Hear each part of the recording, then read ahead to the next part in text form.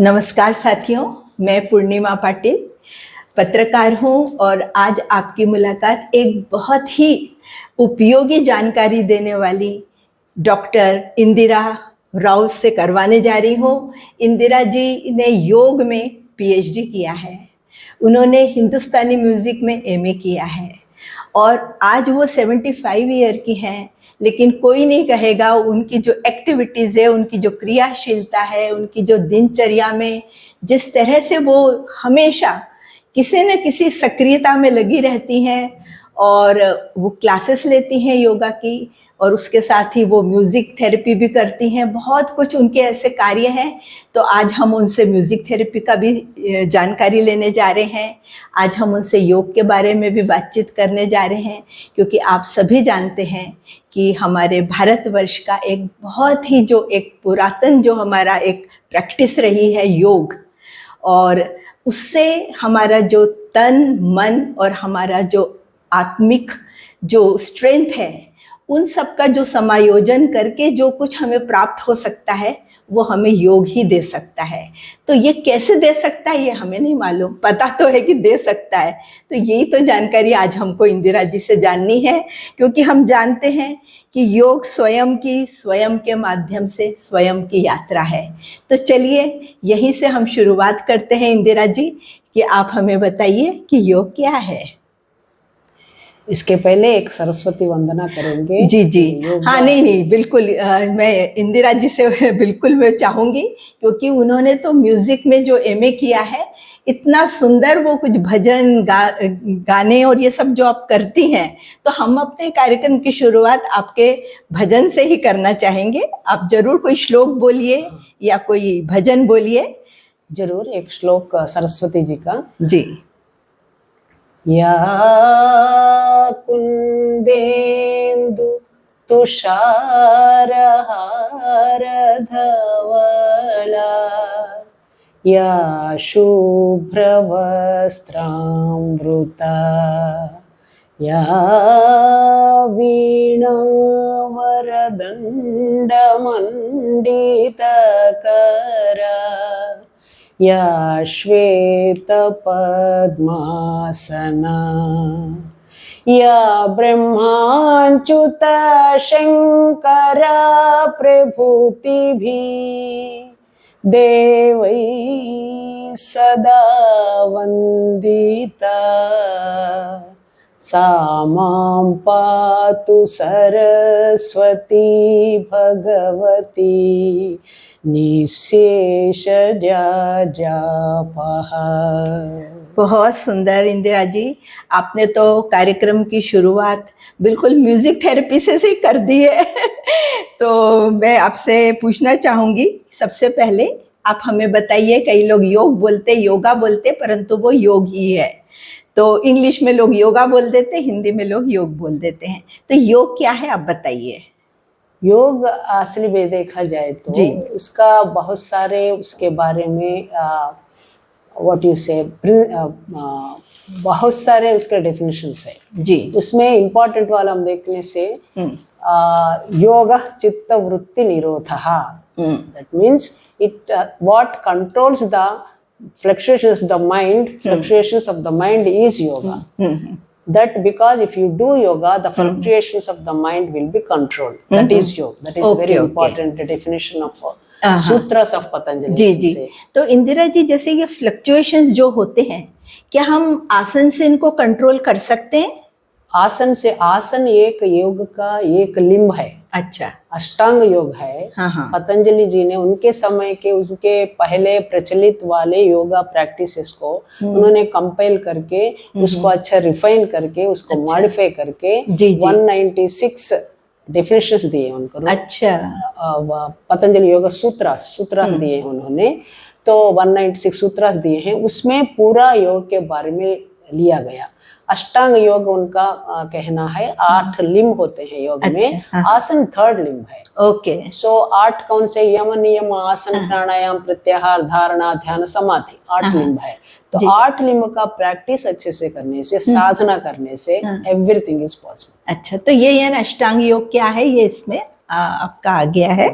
जी जी, तो आप कुछ हमको अभी प्राणायाम की कुछ जानकारी दीजिए, क्योंकि आजकल लोग काफी प्राणायाम करने लगे हैं, पर उसके बारे में कुछ जानकारी भी उनको होनी चाहिए, तो आप बताइए।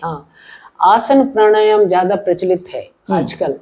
आसन प्राणायाम दो मैंने पहले यम नियम देके थर्ड में आसन, फोर्थ में प्राणायाम दिया है। उसका भी कुछ इम्पोर्टेंट सीक्वेंस का इम्पोर्टेंस होगा, फिर भी ज्यादा प्रचलित आसन और प्राणायाम है। आसन से क्या है कि आपका बॉडी फ्लेक्सिबल रहेगा। अच्छा। प्राणायाम से क्या है कि आपका श्वसन क्रिया अच्छे हो गए। 5 प्राणा है। अच्छा। प्राणा, अपाना, उदाना, व्याना, 5 प्राणा है। अच्छा। तो ये 5 प्राणों को कंट्रोल करना ही प्राणायाम है। अच्छा अच्छा। सो प्राणा जो है, प्राणायाम में एक प्राण, हमको एक ही प्राणायाम बोलते हैं, पर 5 प्राणा है। प्राणा, उदाना, अपाना, व्याना, समाना, 5 प्राणा है। जी जी, इनको कंट्रोल करना ही प्राणायाम है। इंदिरा जी, ऐसा जैसे कि शारीरिक, मानसिक और जो एक आत्मिक यानी स्पिरिचुअल, इन तीनों का समायोजन जब करते हैं तो बहुत से हमारी शारीरिक, मानसिक, आत्मिक जो समस्याएं हैं उनका हल होता है। तो जरूर ही ये योगासन में कुछ ऐसी भी खासियत है कि कई बीमारियों को भी दूर करने का ये काम करता है। तो आप हमको थोड़े एग्जाम्पल, कुछ बीमारी जैसे जो आजकल बहुत ज्यादा लोगों को हो रही है, डायबिटीज हो रही है, स्पॉन्डिलाइटिस हो रही है, अर्थराइटिस, बहुत कुछ हो रहा है, तो ब्लड प्रेशर, तो ऐसे कुछ मोटी मोटे कुछ बीमारियों के बारे में थोड़ा सा बताइए कि योगासन से कैसे इसको ठीक किया जा सकता है। पहले टाइप 2 डायबिटीज, डायबिटीज में भी 3 प्रकार के हैं। टाइप 1, टाइप 2 और जेस्टेशनल डायबिटीज। जी जी। टाइप 1 डायबिटीज में बिल्कुल इंसुलिन प्रोड्यूस ही नहीं होता, तो इंसुलिन लेना पड़ता है। अब उसके लिए कोई उपचार नहीं है। जी जी। एंड टाइप 2 डायबिटीज में क्या है कि इंसुलिन प्रोड्यूस होता है, वो सफिशिएंटली प्रोड्यूस नहीं होता, नहीं तो सफिशिएंटली यूज नहीं होता। तो उसके लिए बहुत अच्छे हैं आसन। वो आसन जो है अर्धमच्छिंद्रासन, वक्रासन, उसके लिए पर्टिकुलर बाकी आसन नहीं करना नहीं है, बाकी आसन करके। एक बार फिर से आप रिपीट करिए आसन के नाम।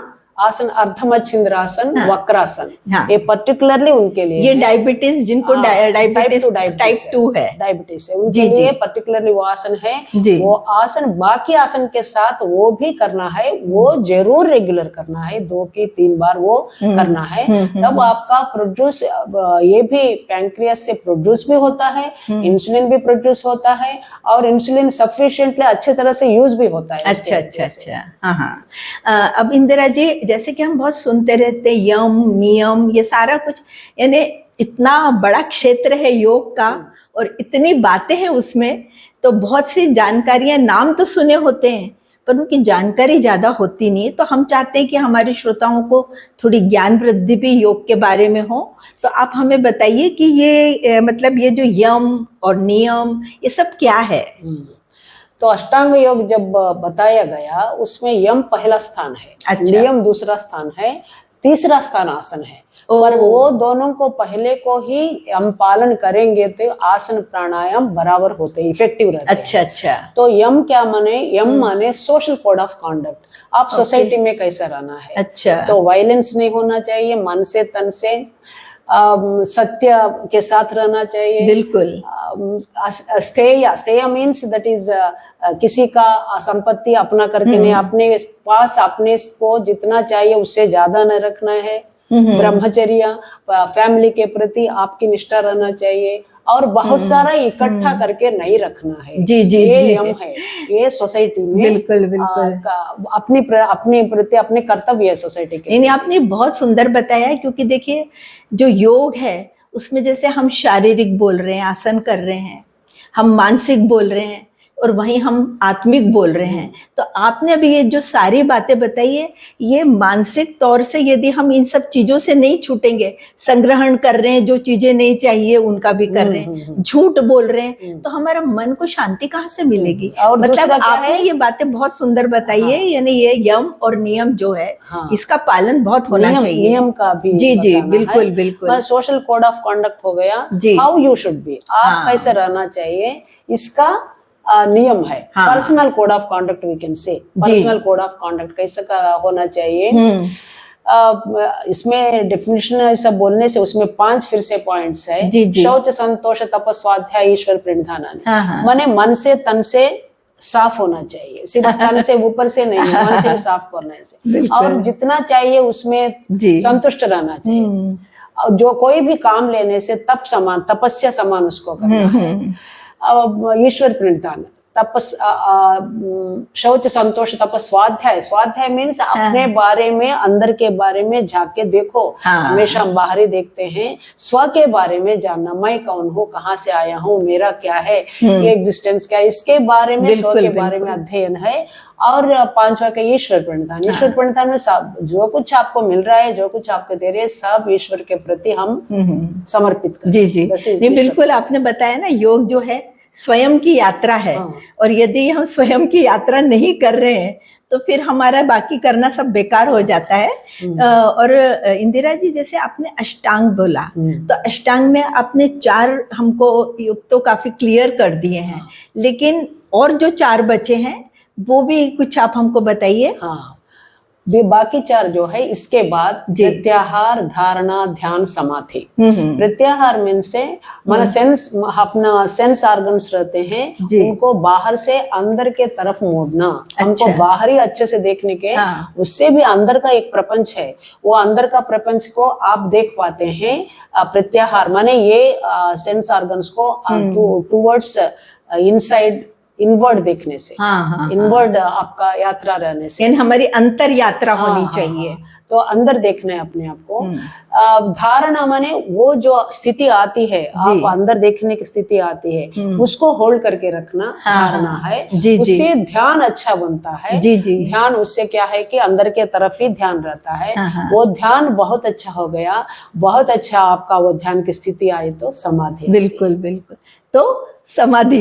अरे वाह, अच्छा, तो ये जो हम देखते हैं हमारे जो महात्मा लोग समाधि पे बैठते, तो हमको आश्चर्य होता है ऐसे कैसे वो इतना वो आत्मा परमात्मा से मिलता है। हाँ बिल्कुल, यानी उन्हें पता ही नहीं होता वो इतनी अंतर यात्रा कर रहे होते हैं। जी, उनको बाहर का कुछ पता नहीं रहता। बिल्कुल, दैट स्थिति समाधि। अच्छा, तो आपने तो योग की बहुत अच्छी अच्छी बातें इंदिरा जी बताई है, लेकिन हम जानते हैं कि जब हम कुछ एक्सरसाइज करते हैं, कुछ भी करते हैं, योग करते हैं, उसके साथ साथ आहार का भी बड़ा महत्व रहता है। तो आप योग के साथ आहार, इसको भी हमको थोड़ा सा स्पष्ट करिए। हाँ, आहार में भी 3 प्रकार के हैं, सात्विक, राजसिक और तामसिक। जी, तो सात्विक आहार योग जो उसका साधना करना चाहते हैं, जो उस प्रकार से जाना चाहते हैं, सिर्फ फिजिकल बेनिफिट के लिए चाहते हैं तो अलग बात है, पर उसका आध्यात्मिक लेवल पर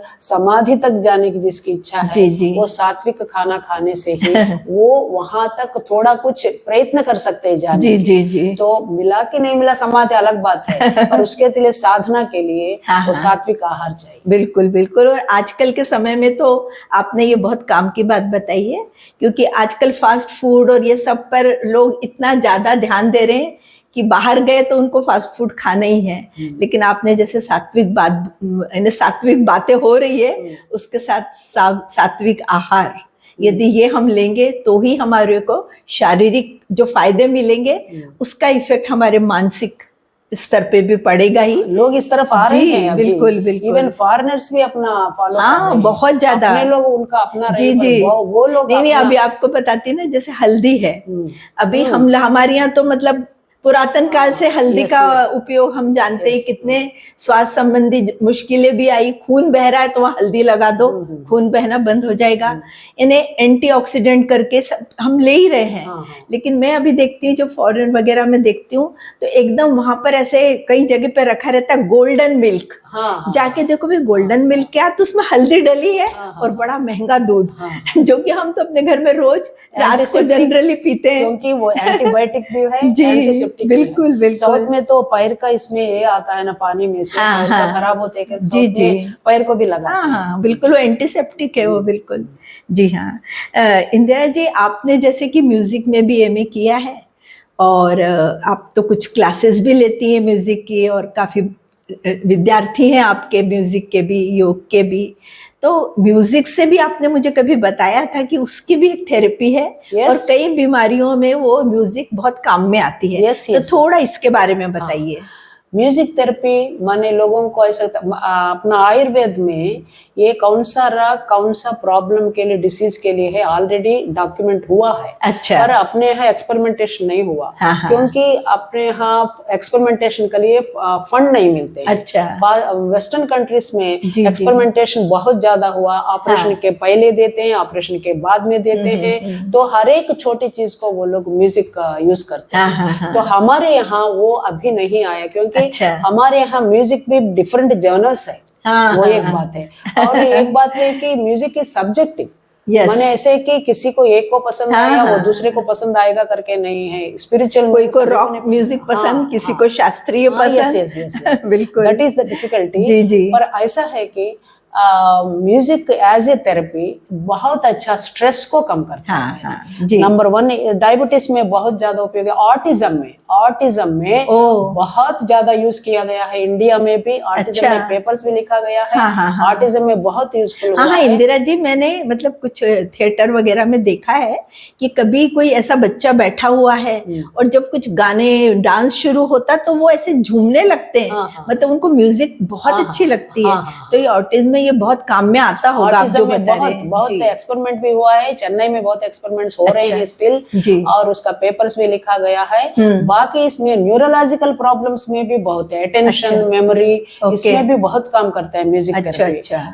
फोकस्ड अटेंशन, मेमोरी, मैंने एक पेपर लिखा है। तो मैंने मेरे घर में 3 लोगों का करके, और it reduces the blood level, diabetes blood test करते हैं, उसका रीडिंग भी रिड्यूस करता है। अच्छा। तो बहुत अच्छा है वो। यानी अपना डायबिटीज का लेवल वो कम हो सकता है यदि म्यूजिक वगैरह को ये।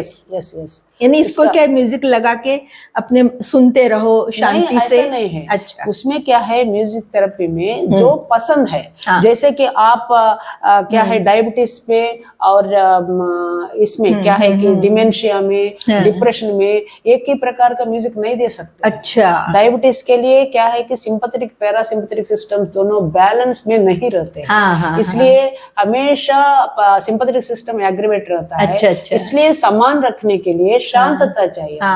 इसलिए काम म्यूजिक देते हैं डायबिटीज में। अच्छा। हाँ, मेरे को लगता है जब जिनका लेवल बढ़ जाता है ब्लड शुगर का, तो वो थोड़े बहुत इरिटेट होते रहते हैं। तो आपने बराबर बताया, थोड़ा काम करने के लिए यानी इस तरह की म्यूजिक हो। और यदि किसी का ब्लड प्रेशर बढ़ा हुआ है तो भी शायद उनको काम ही लगेगी। ब्लड प्रेशर, उनको भी। और जिनको डिप्रेशन आ रहा है, डिप्रेशन में क्या रिदमिक बहुत म्यूजिक, इसलिए इसमें ये भी वहाँ लाउड म्यूजिक चाहिए, यहाँ काम चाहिए, और ज्यादा फास्ट रिदम वाला चाहिए।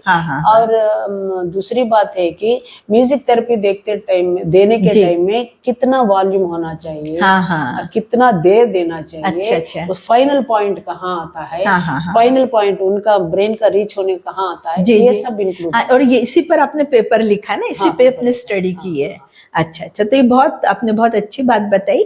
और मतलब आप और भी कुछ योग से संबंधित कोई ऐसी बात हो जो कि हमारे श्रोताओं के काम में आ सके तो आप बता सकती हैं। दिन भर कम से कम 1 घंटा जी कुछ तो भी कीजिए। कहीं बाहर नहीं जा सकते तो कुछ आजकल तो इंटरनेट पर सब मिलता है जी। अभी क्या है, टाइम निकालना पड़ेगा अपने आप को, सबको अपना शरीर भी स्वास्थ्य रखना। अभी 40 साल में ही सब लोगों को घुटने दर्द है, सब लोगों को माने कोई लोग तो एकदम गायब भी हो रहे हैं हार्ट अटैक से गायब भी हो रहे हैं बहुत कम एज में। कम एज में यानी आजकल तो इतने ऐसे आते हैं न्यूज में कि एकदम मैसिव अटैक आ गया, और काफी यंग लोग। जी जी जी। बिल्कुल। तो इसलिए क्या है, इसको एक अपना जीवन में एक पार्ट करके लेना है। बस खाना कितना इम्पोर्टेंट है, तो अपना श्वास लेना इतना इम्पोर्टेंट है। इसलिए 1 घंटा अपने आप के लिए नहीं रखेंगे तो क्या मॉडर्निटी है, क्या मॉडर्निटी। सही बात है। तो अब 1 घंटा करना चाहिए। माने ये पूरा हफ्ते में एक बार अपना मनपसंद का बाहर का कुछ खाना है तो खाइए। अच्छा इंदिरा जी, जैसे आपने बोला 1 घंटा कम से कम हम दें इसके लिए, तो जैसे हफ्ते में 2 या 3 दिन भी योगासन यदि किसी ने टाइम दिया, जैसे सैटरडे संडे कई लोग काम पे जाते हैं, टाइम नहीं मिलता है, तो उतना भी लाभदायक रहेगा या रोज ही करना चाहिए? करना चाहिए, नियमित करना चाहिए। योग माने एक्सरसाइज बोलते हैं, हफ्ते में 5 यानी हमारी जीवन शैली में उसको बिल्कुल हमें शामिल कर लेना है। बिल्कुल जैसा तब क्या है, तब आप क्या है कि अपनी इम्यूनिटी बढ़ेगा। कोई भी बीमार आते तो उसको मुकाबला करने की ताकत बढ़ेगी। तो ये किसके लिए करना है, माने आप रोज उसको करने से ही वो इफेक्ट रहेगा। आप 1 महीना करेंगे, 2 महीना छोड़ेंगे तो 1 महीना करने का इफेक्ट भी चला जाएगा। इसलिए इसको कम से कम 15 मिनट तो भी, आधा घंटा, 1 घंटा नहीं हुआ तो 15 मिनट तो भी, आधा घंटा तो भी इसको करने के बिना खाना नहीं। यानी हमारे जो हमारे जॉइंट्स वगैरह हैं वो सब खुल जाते हैं यदि हम इस तरह से एक्टिविटीज करते हैं। और योगासन में तो बॉडी फिर काफी फ्लेक्सिबल होती चलती है ना। और कम से कम सूक्ष्म व्यायाम बोलते हैं। सब जॉइंट्स को एक बार उनको जरा उनको मूव कर दीजिए, लूजन कर दीजिए, तभी भी आप यदि जिस दिन होता नहीं है तो उस दिन अपने जॉइंट्स को भी कम से कम मूवमेंट करके जॉइंट्स को खुला कर दीजिए। इतना तो भी करना है, करना है।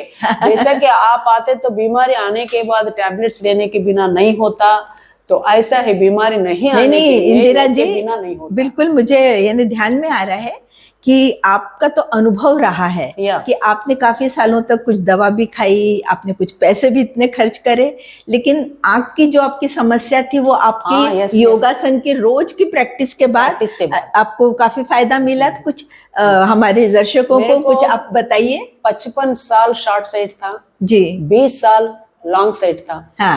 पर दोनों पता नहीं, मैं सोच रही कि आंख का एक्सरसाइज के वजह से मैं रोज जरा करती हूँ, योग करती हूँ, उसके वजह से मेरा दोनों ठीक है। अभी मेरे पास चश्मा पहनने की जरूरत नहीं।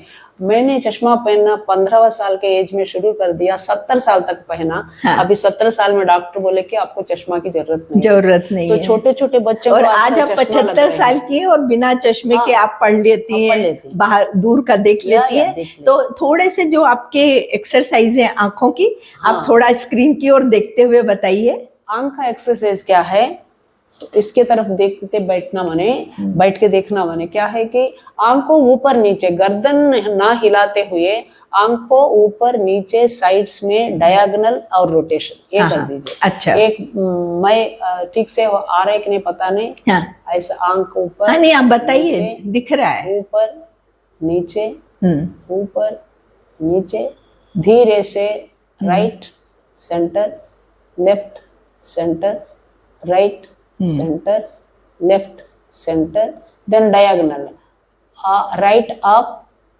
left down, left up, right down, right up, left down, जी, left up, right down, right up, left down, left up, right down, and then rotation, left से center, right नीचे, left सेंटर राइट नीचे, left centre right नीचे, left. Now from right to left, right centre left नीचे, right centre left नीचे, right centre left नीचे। फिर बाद में थोड़ा सा सिकुड़िए आंखें, फिर धीरे से खोलिए और आंखों के अंदर से देखते रहिए। कहाँ तक देख पाते हैं आप आंखों के अंदर से देखते हुए, उसको थोड़ी देर रह के फिर धीरे धीरे धीरे आंखें खोलिए। नहीं, ये जो आपने बताया ना आंखों का, असल में आजकल छोटे छोटे बच्चों को चश्मा लग रहा है। तो आपने जो बताया है, यदि पेरेंट्स थोड़ा बच्चों को रोज एक 10 मिनट 5 मिनट उनके लिए ये एक्सरसाइज कंपलसरी कर दें, तो मुझे लगता है कि जैसे जैसे उनकी पढ़ाई ज्यादा होगी पर चश्मा नहीं लगेगा। उनको पहले से बचपन से ये आदत लगाना कि चश्मा नहीं लगना माने ये करना है। यानी क्या होता है, लोग जब समस्या आ जाती है फिर करने लगते हैं तो बहुत फायदे नहीं होते। इसलिए जीवन शैली बनाना है इसको। तो नंबर न बढ़े तो वो मतलब अभी चश्मा है भी तो करें जिससे नंबर न बढ़े, और जिनको नहीं है चश्मा उन बच्चों को वो अभी से कराएं तो काफी फायदा मिल सकता है। और वही है 100 रोगों का उपचार एक ही होगा, एक घंटा कर जी जी जी। मैं और एक इंदिरा जी पूछना चाहती हूँ कि जैसे मौसम, कई लोगों को ना जैसे ठंड आ रही है तो थोड़ा ने कुछ ऐसा एक आसन हो जिससे थोड़ा उनको उतनी तकलीफ ना हो, जब गर्मी होती है तो उनको ज्यादा वो सहन ना करना पड़े, ऐसा कुछ छोटे मोटा प्राणायाम है इसके लिए। अच्छा प्राणायाम है। हाँ। ठंड में जैसे कि आपने भस्त्रिका जो है गर्मी पैदा करती है, इसलिए भस्त्रिका करना है। ठीक है। और गर्मी के दिन में शीतली प्राणायाम, ठंडक पहुंचा सदंत प्राणायाम, शीतली प्राणायाम गर्मी के दिन में करना है। भस्त्रिका जो है वो ठंडी के दिन में गर्मी पैदा करने के लिए। जी। तो सर्दी थोड़ा सा दो छींक आए तो आप करेंगे तो सर्दी आएगी ही। अच्छा, और दूसरा बोलना चाहूंगी कि कई जेंट्स और लेडीज पेट निकला है, मैंने वो कई बार बोलते हैं हम घूम फिर रहे हैं, थोड़ा वेट तो कम हो रहा पर ये पेट नहीं जा रहा हमारा, तो थोड़ा सा कुछ पेट का कौन सा आसन करना चाहिए? पेट का सब माने उस पर दबाव पड़े ऐसा आसन करना। अच्छा, दबाव पड़े धनुरासन कर सकते हैं, उन्मुक्तासन कर सकते हैं। और ये इन सब में क्या है, पेट में दबाव पड़ता है, वो पर नीचे झुक सकते हैं। सर्वांगासन, हलासन, इन सब से क्या है कि पेट पर दबाव पड़ता है, प्रेशर पड़ता है, उसमें से क्या कम होता है। और जैसे पेट ये करने के लिए, कम करने के लिए वॉकिंग भी बहुत ये है, पर वॉकिंग करके आके एकदम कैलोरीज कम करते आके एक कप चाय पी लेते, बहुत अच्छा स्ट्रांग, उतनी कैलोरीज कैसे जाएंगे। इसलिए उसका एक डिसिप्लिन मेंटेन करना है। अच्छा। माने उस पर दबाव पड़े ऐसा आसन, ऐसा एक्सरसाइजेस करने से वो, जैसे कि जॉगिंग है, ये सब करने से पेट जरूर कम होता है।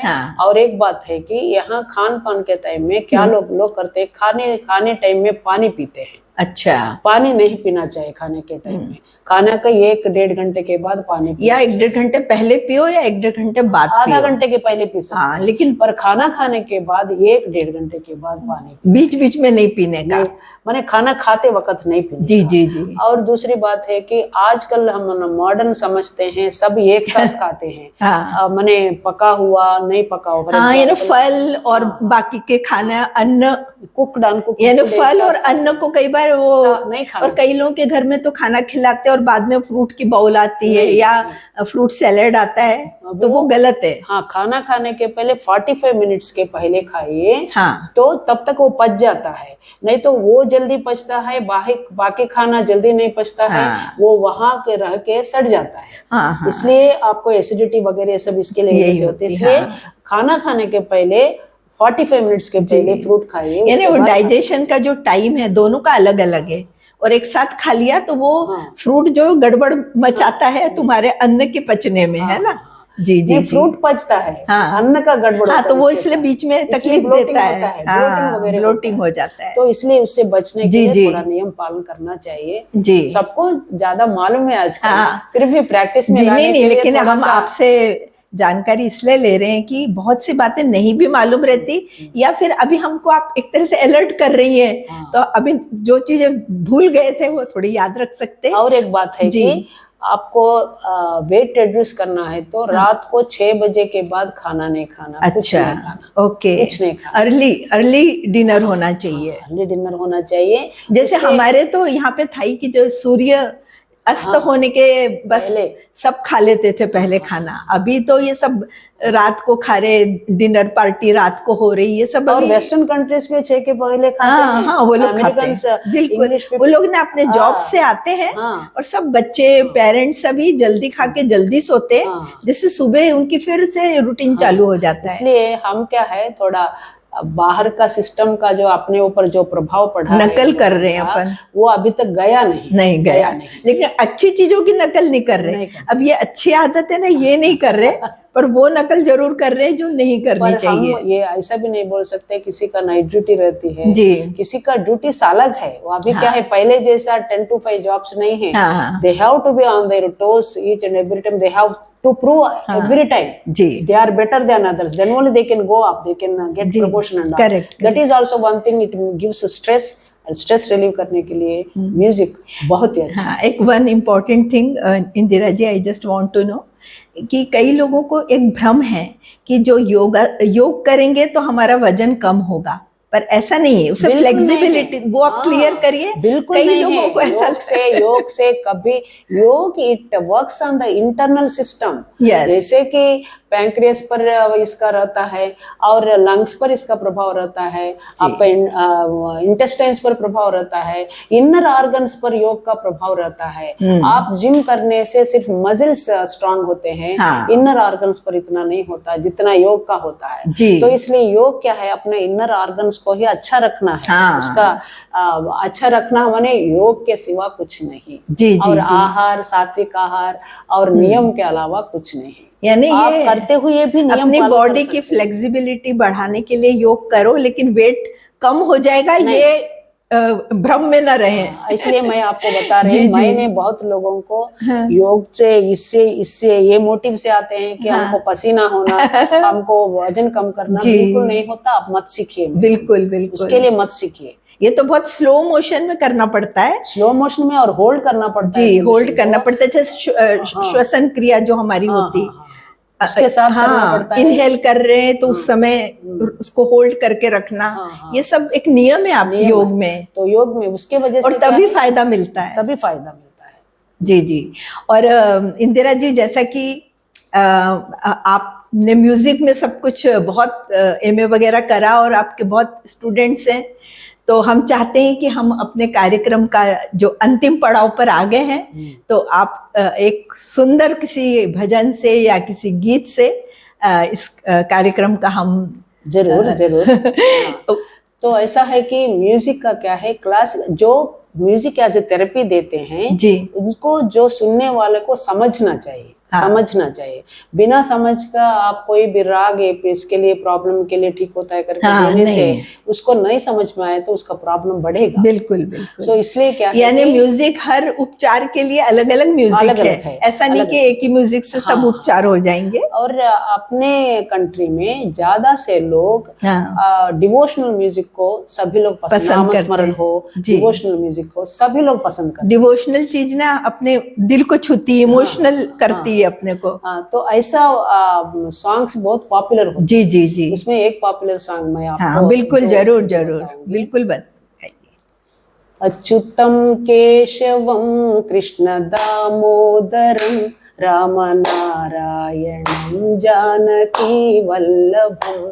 अच्युतं केशवं कृष्ण दामोदरं राम नारायणं जानकी वल्लभम।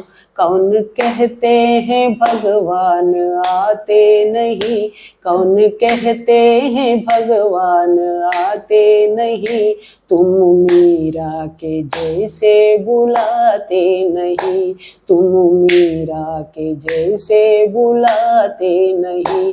अच्युतं केशवं कृष्ण दामोदरं राम नारायणं जानकी वल्लभम। कौन कहते हैं भगवान सोते नहीं, कौन कहते हैं भगवान सोते नहीं, माँ यशोदा के जैसे सुलाते नहीं, माँ यशोदा के जैसे सुलाते नहीं। अच्युतं केशवं कृष्ण दामोदरं, अच्युतं केशवं कृष्ण दामोदरं राम नारायणं जानकी वल्लभम, राम नारायणं जानकी वल्लभम। बहुत बहुत धन्यवाद इंदिरा जी, आपने हमें श्रोताओं को सबको बिल्कुल एक फ्रेशनेस दे दी है। अब दिन की शुरुआत हमारी बहुत अच्छी होगी, एक पॉजिटिव एनर्जी से हम लोग भर गए हैं और हमें समझ में आ रहा है कि म्यूजिक थेरेपी का क्या असर पड़ता है, पड़ चुका है हम पर असर। धन्यवाद। तो धन्यवाद जी जी। अभी मिसेस पाटिल जी को मेरे बहुत बहुत धन्यवाद, इसको मेरे को एक अवकाश देने के लिए। आप सबको भी धन्यवाद। जी जी। आप जो सुन रहे हैं, जो आप इसका अपने जीवन में लाएंगे तो बहुत खुशी होगी। पूर्णिमा पाटिल जी को धन्यवाद। जी जी, आपको भी शुभकामनाएं और सभी श्रोताओं को बहुत बहुत धन्यवाद और शुभकामनाएं।